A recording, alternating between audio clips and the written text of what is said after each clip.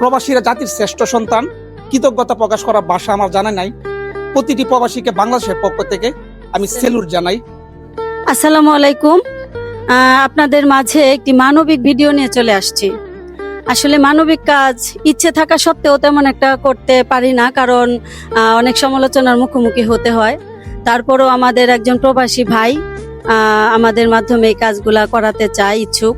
এছাড়া আরো এর আগেও অনেক প্রবাসী ভাইয়েরা আমাদের মাধ্যমে ভালো কিছু কাজ করিয়েছে, তো সেজন্য চলে আসলাম। আর আমাদের সেই ভাইটা হলো সৌদি আরব প্রবাসী, ওনার বাড়ি হলো নারায়ণগঞ্জ। আমাদের ভাইয়ের নাম হলো হাসান জান্নাত। পেজের পক্ষ থেকে উনি সেলাই মেশিনটা উপহার দিয়েছে। এটা হলো ধলা ইউনিয়ন, আজবপুর গ্রাম। আর এখানে আমাদের এই বোনটা, ও হলো আসলে এতিম একটা মেয়ে, ওর বাবা নাই। আর দীর্ঘদিন যাবৎ ওকে বিয়ে দেওয়ার চেষ্টা করা হচ্ছে, কিন্তু আর্থিক অবস্থা খারাপ, সেজন্য দেয়া যাচ্ছে না। আর ওর আম্মু অনেক কষ্ট করে মেয়েটাকে নিয়ে সংসারটা চালায়। সেই জন্য আমাদের এই হাসান জান্নাত ভাই এই মেশিনটা তাকে উপহার দিয়েছে, বিশেষ করে আমার মাধ্যমে দিয়েছে। তারপর আমরা এখন চলে আসছি।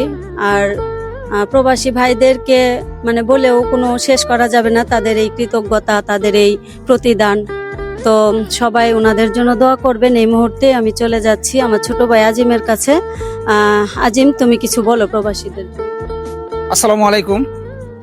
তো ইতিমধ্যে আপনারা জানেনই যে আমরা আসলে মানবিক কাজ করতে চাই না, কারণ এটার কারণ হচ্ছে যে আমরা সমালোচনার মুখে পড়তে হয়।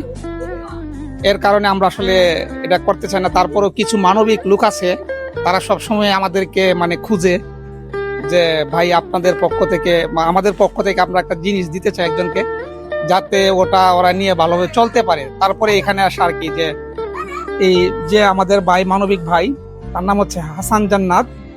তিনি সৌদি আরব প্রবাসী। ওনার নাম হচ্ছে হাসান জান্নাত, ওই সৌদি আরব প্রবাসী, আর বাড়ি হচ্ছে নারায়ণগঞ্জ। আসলে ভাইয়ের এই কৃতজ্ঞতা আসলে আমরা বলে শেষ করতে পারবো না। ছবিটি দেখতে পাচ্ছেন। এর আগেও আমরা কিছু অনুদান পেয়েছিলাম, সেটা আমরা সাইদ ভাইকে দিয়ে দিয়েছি। তো আমি সবসময় একটা কথা বলি, প্রবাসীরা হলো রেমিটেন্স যোদ্ধা, তাদেরকে আমরা সবসময় সম্মান করি। তো প্রবাসীদের কথা বলে শেষ করা যাবে না।